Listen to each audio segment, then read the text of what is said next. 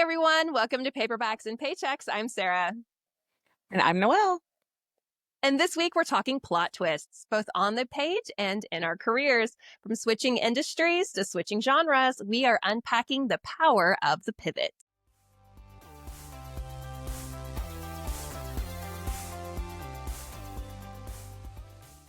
It's been a really exciting week for our podcast. So I wanted to, before we Yes. got really into the nitty and gritty of paperbacks and paychecks, there's a couple of updates about our podcast I wanted to talk about. The first big one was about a week ago, the Tamron Hall Show reached out to us because they were scrolling through TikTok. And they have the wonderful Emily Henry, who we just talked about on our show last week as one of our favorite authors, Mhm. was on the show. And in preparation for her being on the show, they were creating a montage of folks on TikTok gushing about her new book, which we also loved and talked about on the show last week. And they came across our socials and they saw Noelle over there in her beautiful face. And they asked if they could use that clip on the show, which they did. It was so cool, y'all. It's like my 3 seconds of fame. My son, when I showed it to him, he ran into the room. You're famous. You're famous. So excited. I said, all right, let's hold off. Like tell the press that I'll get to them when I can. Yeah. No, it was a big deal. And even though I am nowhere on the thing at all, I was like, your mom was featured on ABC this week. In no way was I. But like our handle, our username and handle, Our Paperbacks Randall. Pod, which you should be following, is totally was on ABC this week. And so huge win for Noelle being hilarious on socials, as I told you all she was. And Emily Henry saw it because she was on the show with the montage going on in the background and some other funny book talk ladies on there. And it is a wonderful book, and I'm so glad we talked about it. So if you haven't read the book, obviously read the book. But yeah, that was just such a highlight of our week, was just the Tamron Hall show, just being like, hey, you're winning. You're winning book talk. Can we use your video? Like, One sure. 100%. It's so cool. And I spend a lot of time on BookTok now more than ever, and it's like a little bit of a problem. But I often see like similar small creators. Right now we have almost 100 followers. I'm thrilled for every single one of them. But I see a lot of them saying, "Oh, I don't know if I should post. Nobody's taking a look at my stuff." Post your stuff because you might end up on the Tamron Hall show, even though you have a small following. So like put that mess out. It is absolutely worth it. And just to get out there, get a little bit brave. We're having fun experimenting and growing this incredible community. It's so awesome. I mean, and this is, oh gosh, this is what, our fifth episode? So pretty awesome. Pretty awesome. I mean, I don't know how many other people are on their fifth episode just being, featured on ABC, but I mean, all 2.8 seconds of it. Pretty big deal. you wish you could. You wish you were us. But speaking of our community, there's actually been some pretty cool engagement going on in the comments as well. I especially wanted to call out Ezra Phil Mola over on YouTube. She commented on our Hustle Culture Sucks and So Does Resand video, and we went back and forth over there a bit. And she says she was looking forward to our upcoming episode. So we want to give a shout out to her. And we've had some other people comment as well over on our TikTok. So we really do have people who are watching the whole videos and commenting and pointing out quotes from our episodes. So it's amazing. It's really cool. So we see you. We are really answering every single comment that you throw out there. Mhm. And if you do have specific career related questions, you are engaged here with two retired, recovering career addicts who love to work through conversation with you, and we can talk about it on air as well. Please message us and at us, and we would love to talk about it on the show. Absolutely. Also, our last episode had the most streams yet.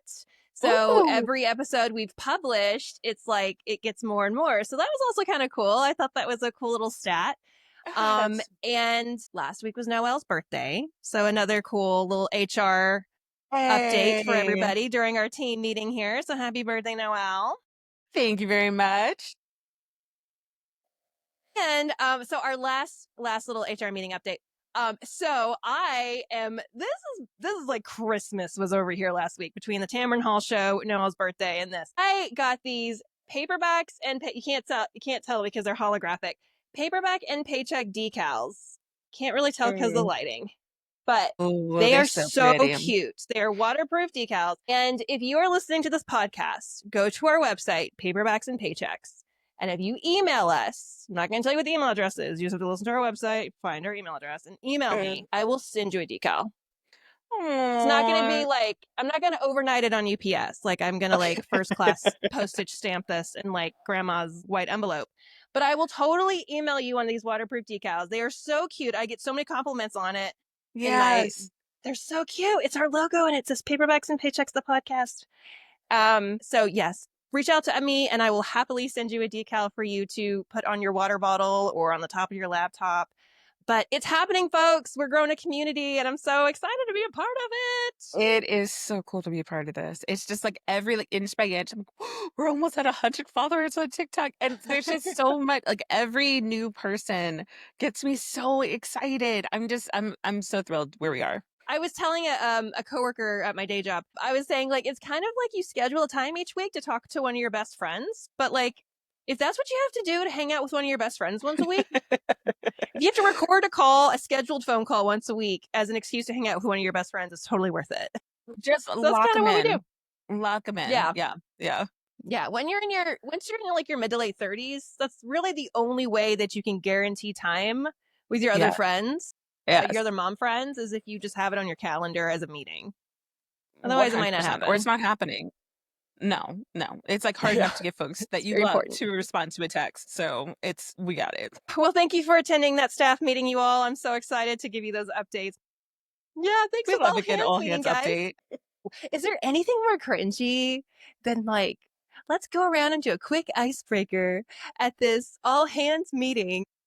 Oh my gosh. I worked at a company where we were the ones that were facilitating the meetings, and in every meeting, we had to give our clients some kind of an icebreaker, and every icebreaker needed to be different just so that they didn't get used to stuff. And I had some clients that were like, "Do we have to?" I was like, "I really have to ask you what's your favorite warm beverage in the winter. I'm sorry. Please give me a response." Oh. Yeah, not for everybody. Man, I have some just cringy moments of being in like leadership trainings when they're like, you can just tell the facilitator, the instructor is even like, I really hate to do this, but we have to go around and say our names and our departments and something about us. And like, it's like 30 people in the room are A I don't single know. fun fact. Yeah. No. Yeah, I mean, you can no, have some fun with them, but for the majority of them, nobody wants to do it. No, thank you. nobody except the talkers. Like the extroverts are like, Extroverts this are is my excited. time to perform. I've been Yes. prepping for this moment. It is my moment to have the mic. I'm ready. And then the extroverts are like, Jill, payroll, been here Is- 20 years, waiting for retirement. no, And no, then and Jim over in sales. So let's get to the paperbacks portion of the podcast. So let's let's talk go. about plot twists and genre jumps. We'll start with you, Noelle. I mean, I don't know who else is on the call. Let's start with you, Noelle. Yes. Talk about a book that surprised you, challenged you, or changed your assumptions about a genre. So I talked about Tali Hibbert before, but I just want to name it one more time. How that like jumping into romance for the first time, that Mhm. totally changed my brain. But even more so, I used to be like a big self-help person. That's really where I was spending. I mean, I was reading like 4 books a year and they're all self-help. But then I started reading memoirs, and Viola Davis's memoir is so good. And it Is really, it? It's on my list. yes. And like when you talk about pivot, like it helped me think of her differently, but it also Hmm. really helped me get better framing for like she has so much forgiveness for all the bad things that have happened to her. And she works so hard for everything that she has, but like I could just see myself in her. And there was like a little bit of like of a metamorphosis inside of myself listening to that book and the things that I need to let go of. And it was incredible. And if you were interested in reading the book, get the physical book. That's the next thing on my list. But she reads it, and I mean, she's Viola Davis, baby. So like she's acting it out. It is so good. And her husband's love story also gave me like this little bit of light as well. So for me, that was a really great pivot moment and had gotten me more interested in reading more memoirs. So it was perfect. I will tell you a side story. My favorite autobiography that has been read by the author, which I haven't read that many, but my favorite one has been Tina Fey Bossy Pants Oh, because I it's love that. like listening to stand up comedy. Yeah. And you can just tell, she's a brilliant, super smart woman, like Mhm. super smart. And she's also one of those career stories where you can tell she didn't like get discovered right out of college and super young. Right. Mhm. Her like monumental career pivot didn't happen until like later in life for her, not like Mhm. 50, 60 years old, but like, late 30s, Like 30s, yeah. which Mhm. for the Hollywood industry is older, right? And so because she started very much behind the scenes as a writer on SNL. And so, since this episode's about pivots, I guess it is kind of on theme a bit, but I really loved listening to her. I loved that book.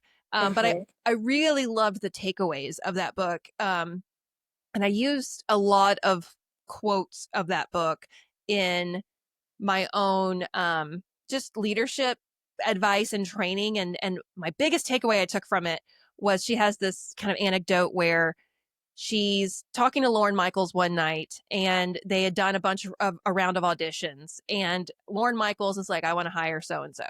And she was like, he wasn't the funniest. And she's like, why would you make an offer to him? I don't think he was the most talented. And he Mhm. said, because it's not always about the talent, it's about who do you want to be in this stinky studio with at 3 a.m. on a Tuesday when we're exhausted, we're hungry, we're tired, but we have to Mhm. pull an all-nighter. Who do you think's going to have the best attitude about that? Right. Who do you want to be in the trenches with? Mhm. And that stuck with me. So really that was like a kind of a quote from Lauren Michaels, but it was like a learning lesson Yeah. for her about hiring Mhm. people. It's not Yeah. necessarily about who had the most technical talent. It was who's going to have the best attitude about working and doing the hard stuff. And that stuck with me. So anyway, takeaways like that are throughout the book. Absolutely love that Yeah. book. It's a really good one. So There's a sorry, I didn't mean moment to. in No, no, no, that's okay. There's a moment in that book that I think about maybe once a week where she's talking about the scar that she has on her chin, Okay. and she says Mm-hmm. that she doesn't want to get into it because it bumps her family out. But she says that she can really get to know somebody by how they interpret what to say about the scar. So she'd have friends, oh my gosh, that must be so hard. But she had one friend that said, "Ooh, do you think that maybe he left a scar on you so he can find you in the future?" And she's like, "That was such a ridiculous thought." But because it was like so out of the box, she's like, "Yeah, you're one of my people," because that was a Yeah. ridiculous thing to say. And I love ridiculous people. So I Yeah. just Yeah. Yeah. think about that moment all the time when I think about that book. It was really good. Yeah. I have a similar one where she talks about Amy Poehler, I think, and maybe Jimmy Fallon, where she was saying how Yes. there was a night in the writer's room where Amy Poehler had said something that Jimmy Fallon was like, that was kind of that was kind of crude or maybe like He distasteful. said that wasn't cute. It wasn't cute. That's what it was. And Amy Hmm. Poehler was Hmm. like, I don't care. I don't care what you say. And I was like, Queen Amy Poehler. And just like that dynamic switch in the SNL writers room where the women were like, Yeah. sit down, King, please. Anyway, I just love that. I just love that. I'm trying to think what is a book that challenged my assumptions or pulled me into a genre. I mean, I would have to say the Sarah J. Maas stuff, the Akatar. I mean, but Yeah. it didn't pull me in enough to where I'm like, I'm in romantasy, I'm in like Feyland all the time now. Like I can't. I Hmm. feel like that's like a once a year thing for me. Like Hmm. that's not my whole lifestyle now. But Hmm. Hmm. I can definitely see how people can get into it. I feel like prior Yeah. to reading those books, I was like, those people, those Yes. people read those books. I can get into Right. it. I can see it. Yeah. What about a time that you didn't finish a book and then you paused for a while, but then you came back to it and you're like, okay, I have a different perspective. Now I like the book. I'm glad I finished the book. Did that ever happen to you? It has. It's so embarrassing, but I'll just share. It was Twilight, actually. I When it came Like the out, vampire Twilight? Like I glittery vampire know. I'm Twilight? sorry. I know the author is Are problematic you and the book sure you're really going wasn't to that share this with good. the world? I'm gonna share it with the world. I don't know what happened with me in Twilight. Okay, so when it came out, I, I was, I don't know, like it was getting really popular and I didn't really understand what the fuss was. So I started reading it and I was like, this is a bad book and I'm not going to continue to Uh-huh. engage with it. But then I kept reading. I came back to it like 6 months later because my coworkers were always talking about it and I was feeling left out. So I really ended up just loving, not understanding that the story wasn't really that, like, the writing wasn't really that good, but there's just something about, like, yearning that I didn't mention yearning before, but somebody You who just, did, like, and I'm gonna really, need you really to wants to enunciate. yearning. So, there's just something about somebody who just, like, can't get enough of you that I find that I Mhm. do really eat up. It's just it's not a great series, so I'm not proud of it, but I did come back around, and I ate it up. Would I rebuy these books and reread them again? No. Did I reread them that year 4 times each? Yeah, it was bad. It was a weird time in my life. But I'll admit it to you, audience. Like it was a strange time, and it really did happen. How about you? Have Uh, you DNF'd a book and thought, let me give this one more chance? And you know, uh, "Oh, okay, that's different than I thought." so I have DNF'd a book and I have still not finished the book, but it Okay. became like a movie series and it became so popular. I know how it ended. And I know if Mm, I went back to it, I'd love it. But okay. I got so mad at it, I stopped reading it. So, Mm, and I don't want to give spoilers, but I feel like it's such a popular book that everyone kind of knows it. It's Lessons in Chemistry. It was yeah. so popular a couple years Yeah. ago. And I got to a pretty pivotal scene where like a main character dies in a tragic accident. And Mm, I was pissed. I mhm. did not know that was happening. And I Mhm. was so devastated. And I was like, what? And Yeah. I put the book down out of anger and I just started another book. I was like, Yeah. I'm not, no. I was in a different headspace. I was enjoying the book. I was like so about like women in science and like I loved the story. And then like then it became a Yeah. tragedy. And I was not in my mind thinking I was reading a tragic book. I was Mhm. in it for like a good time. So now that I know it became a series, I know how like it kind of ends on a good note. I know that I should return to it and my heart will repair. But in that moment, I was like, I didn't want to read something really sad tonight. And I never went back to it. Mm. So yeah, that's, Do you think that you'll go back and read it? I still have it. I have it on hardback. I have it like staring on my shelf of like books that are like pending.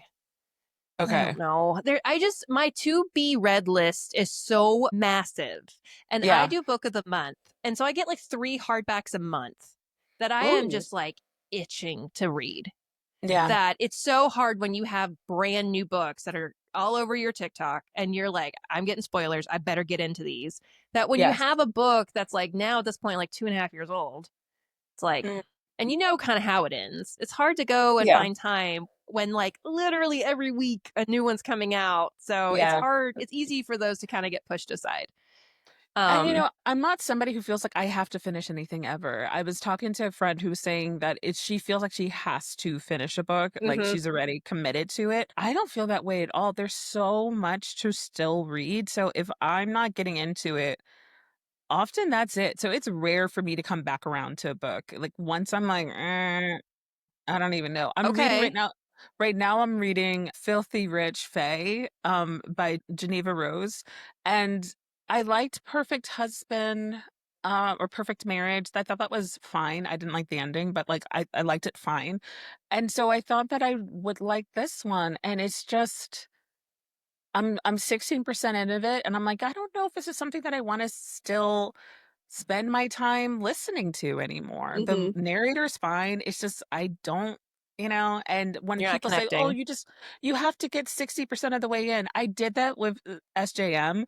I don't know that I want to do that ever again. If I have to I just hang know. on, the payoff is great. I don't really want to feel like I have to do work to read. I want to enjoy what I'm reading, and if it sucks until 60% in, I'm not going to finish it. I'm with you. I'm with you. Like that's why I feel so drawn to the books at the library that are like on this lucky day shelf, which are like the best sellers, the ones that are like on the lists, because it's like I just trust the books where it's like they're flying off the shelves, they're like everyone's like top sellers because like it's a really high chance this is good. I Yeah. don't go for books that are like just somebody randomly told me about. I need to know that 100 people told me about it in some way because, you know, that's That's what I'm reading right now. My Carly Fortune, it just Yeah. came out and I got it on my lucky day shelf. I was so One Golden Summer. I think came out like a Ooh, week ago. I'm like, this is how much I read last night. Like I read half of it last she's night laying in seriously really bed. young. She can go through a Carly Fortune book real fast.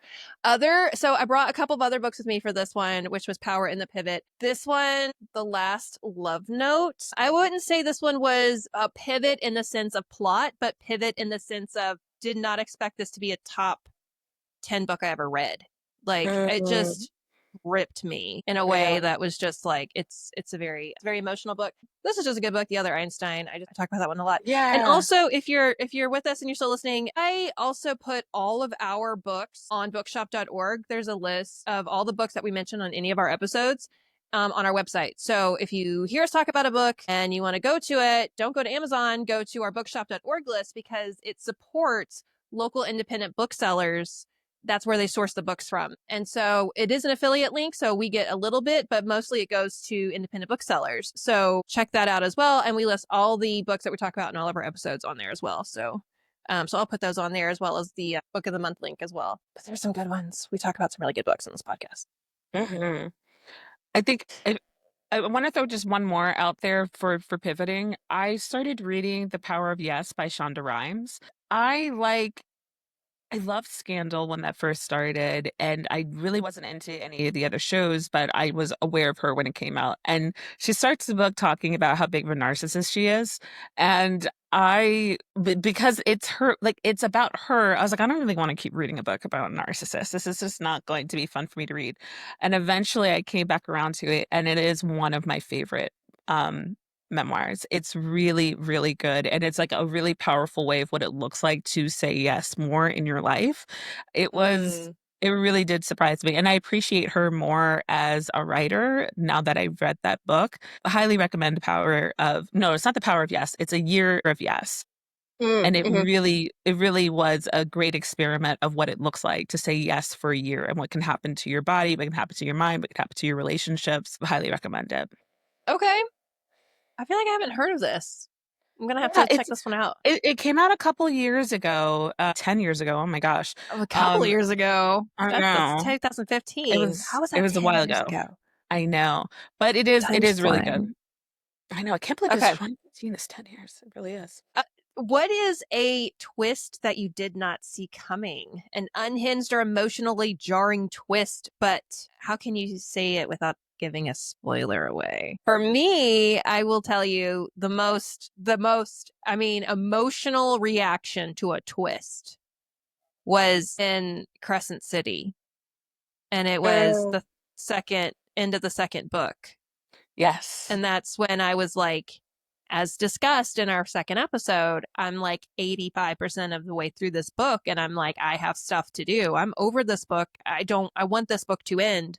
So I Hmm. go to like the internet to just get a summary of how this book ends. And it's like, she goes to a different land and meets some people. And I'm like, what?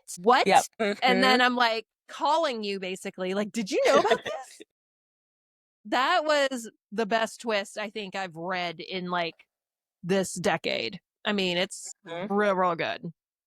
Didn't see it Yeah. coming. And I think also that's the power of a series, a book series, because like you can't get like that deep into like seven levels deep into like something that would be a twist Yeah. to have that kind of reaction unless you have a series. Yeah. Anyway, that was mine. No, no, no. That's a good one. I think mine's also an SGM one, and I can't remember the title of it. It's the fourth ACOTAR book before the book before Nesta's book. So I don't know if that's Mist and Fury or if it's I forgot. But the ending of that, without giving anything away, somebody who I wouldn't see as strong showed up at like the last minute during a huge fight. And I was like, girl, I didn't know that you had it in you. So I think just like seeing that in that book was really cool. And it's the only time I could really think of where that twist happened. And I shouted out loud, like, oh my God, I can't believe, like, I was so excited. And I texted you right away. I was like, can you? And you're just you Oscar level I of know. I'm like, keeping what? things. Did she? Didn't Who'd have know known? that. Who'd have known? Wasn't So prepared. that was a good plot twist. Yeah, SJM. It's just like you I know. frustrate me, but you're also like champion of the categories too. It's like you're the best at this stuff, but like you spend a lot of hours of my life with me angry at Yeah. you. I don't want to But do at it the end of the anymore. day, I know it's a problem. It's a problem. Okay, should we talk Okay. about paychecks? Let's talk about our own Let's do pivots and our own careers. paychecks. Yes. Let's start with you since I started off with the books. Let's talk a little bit about your story and some pivots that you've had to make in your career.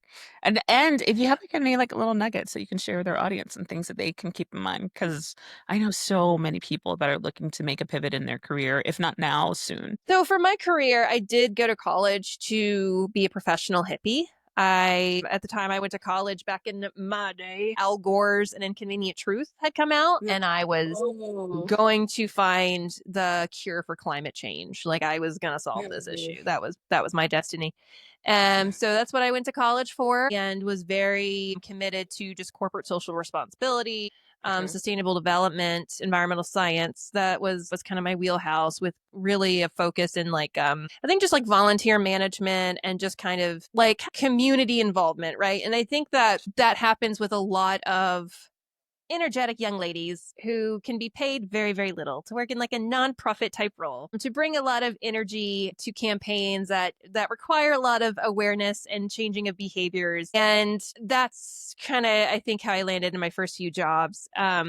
But the big one I had that I loved, I worked for a university where I managed the university's recycling program. And that kind of evolved into the university's surplus program, metal recycling, and IT recycling program as well. It was a big, big job. But what I loved most about that job actually was I managed a staff of 12. Most of them were student employees. And while I worked for the university as a full time employee, the best benefit was you got to take university classes for free. And so I Ooh. went to grad school on the clock, paid, Oh and yeah. that's where I got my master's in career counseling. And I chose Mm. career counseling because I just loved working with my students and I love being a part of that moment in their lives of that transition from college to career, taking this opportunity because I was just there myself at that point in my career, managing these 10 employees who are students and saying, okay, what do you want to do out of school? Great. How can I get you experience now as my employee to put on your resume so that we can walk out the door and say, I did this for an employer. Let's get our feet wet. Let's do it. I loved it. I realized I had a passion for that. So the university offered a master's certificate program in career counseling, and then I did that. And then when my husband and I moved out of state, I needed to kind of pivot. And I think that's where the pivot comes for a lot of people is when you have a child, Yeah. relocate, life event happens, right? And that requires the pivot. And that was Mhm. that was my pivot, was needing to decide, okay, do I find another full-time job somewhere, or do I find a way to work from home with our now little baby girl? And that was my goal, was how can I take this now master's in career counseling and make money doing it? And that's when I became a career coach. And I dearly loved it. I did it for 10 years. It was primarily focused in resume writing, Mhm. but I think that was because of resumes are kind of a thing that people will pay for. It's a tangible product that at the end you can hand them a file and say, this is what you paid me to do. Here's your project files. General coaching is kind of hard to charge for, I think. At the time, I feel like, 13, 14 years ago when this was, um, it was a little less common, I think. And when I start to ramble, just tell me to stop. But so No, that you're was kind fine. of my trajectory from like starting in the origins of like Mhm. how I got to where I did into the career coaching world. And I absolutely loved career coaching. But at a point in time, I would say about 7 years ago, I started to see a shift in everybody was kind of calling themselves a coach of something. And it Yeah. was like all these like 23-year-olds were saying like, I'm a life coach, I'm a career coach, I'm Yeah. a coach of something. And Mhm. so I, as somebody who had just, I had a master's in career counseling, I had a successful business, I had, you know, professional experience. I was like, okay, it just felt like anybody could download a template off Canva or Etsy and create like a coaching manual or like a planner workbook and sell it and say, like, I'm a career coach. And Hmm. so I started to kind of see a bit of a writing on the wall of this kind of oversaturating of a market here. And so Hmm. I had to make that pivot of, do I go back to school and become like a licensed counselor of some kind? Yeah. Or do I pivot again? Because at the time, again, this was like 8 years ago or so, maybe 7 years ago. It's not like ChatGPT was there yet, but I Right. could see how there were so many tools online becoming available. There were so many websites. I think like Top Resume was becoming really popular.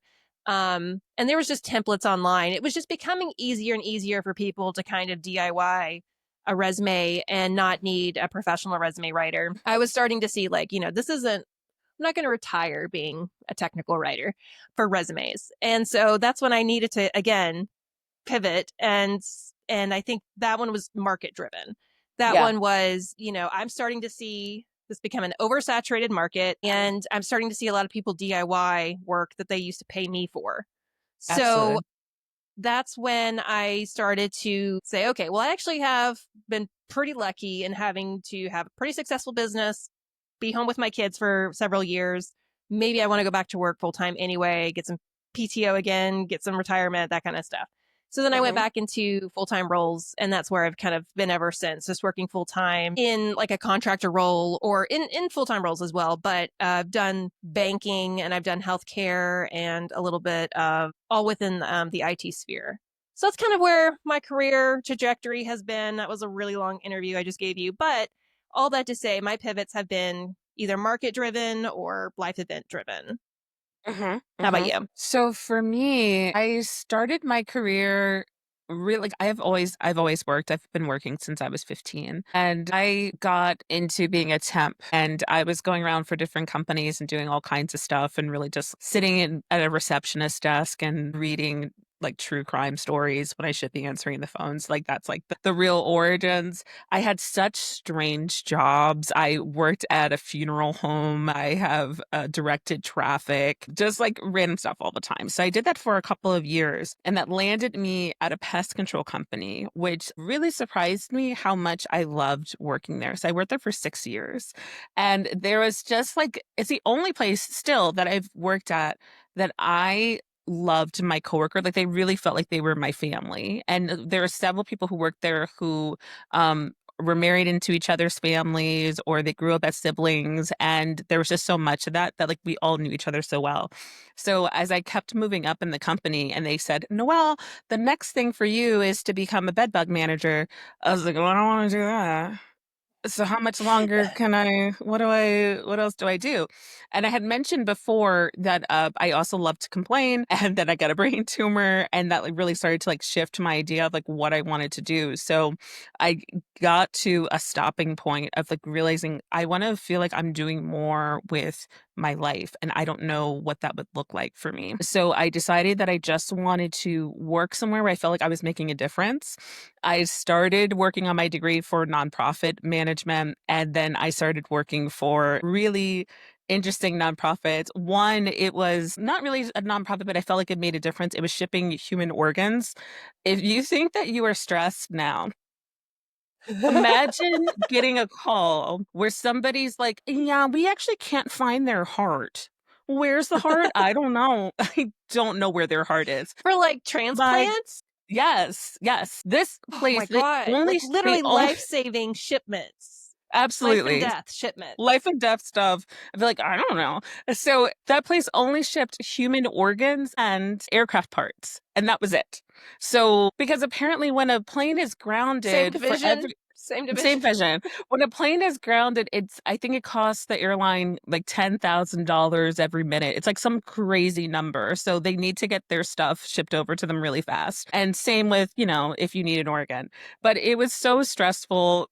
We did Soul Train lines. I'm like, but guys, we really got to find this guy's liver. We can't be dancing right now. But we did. We danced. It was a wild time. Then started working for some really interesting nonprofits that had really cool stories that were focused in tech. I loved that work, and I got a real taste of being a hiring manager and how company cultures work and being like that first in line when we have new candidates that came in. So that actually brought Mhm. me into career coaching as well.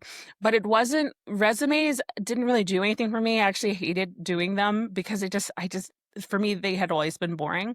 But I loved helping people interview. So I started a company called My Interview Buddy that was centered on helping people interview, specifically women. So it's driven for women, women in tech, and women who are changing their careers and helping them feel a little bit more confident. And I would, see a great resume, but I would see the person come in front of me. I'm like, who is that? Because the person on this resume has their stuff together. Mhm.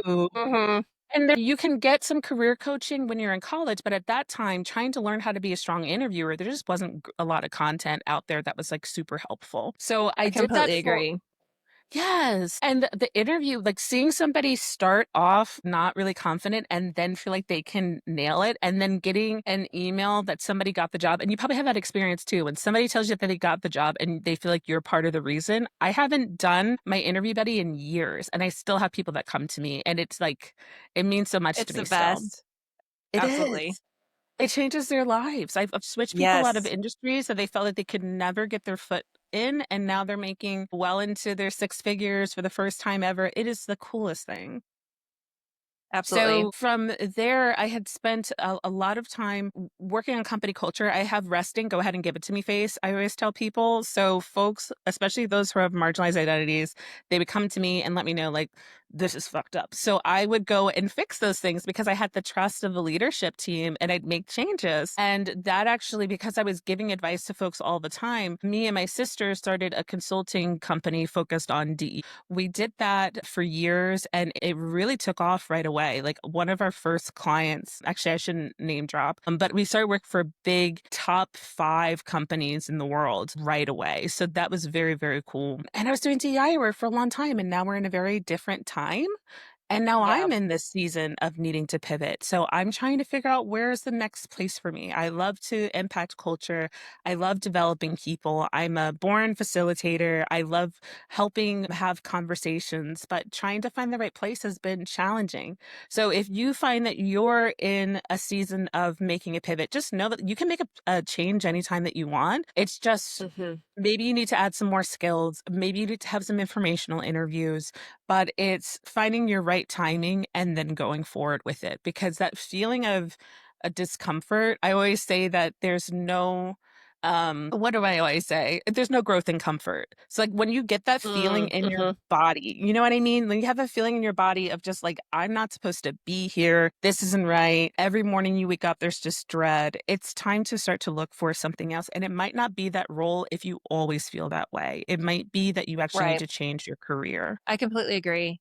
I would say another piece of advice I would have for somebody trying to pivot and like what they're looking for next as well is looking back on where I had the most growth in my career.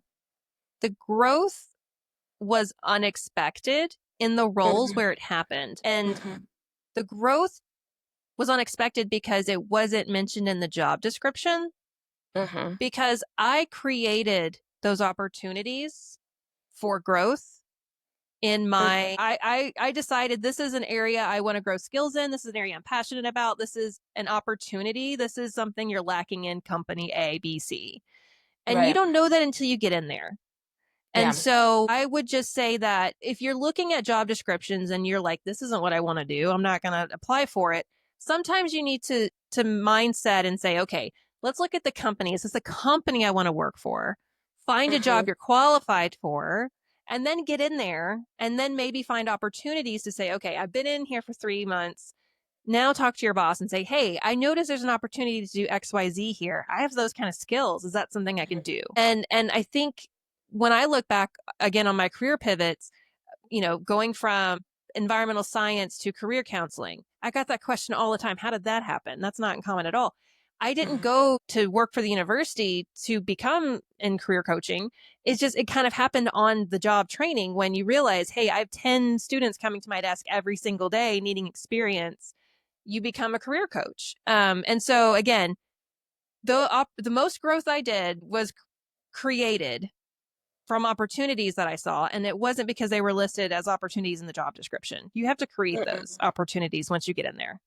Yeah. So look at that as well. Don't just look at job descriptions and look at your resume and say, well, this isn't what I want to do. Just, are you No. qualified? Are you qualified? Yeah. Get in there and find those opportunities for growth. And it's okay if you don't have 100% of the qualifications. And this is especially true if you're a woman. We're often told Mhm. that we have to be able to check off all those boxes. As somebody who has looked at so many resumes for companies that, I was helping that first step with hiring, it doesn't matter. As long as you can speak to the majority of the skills and you feel like you can really do the job, don't get too caught up on something that you don't know, as long as you can speak to most of it.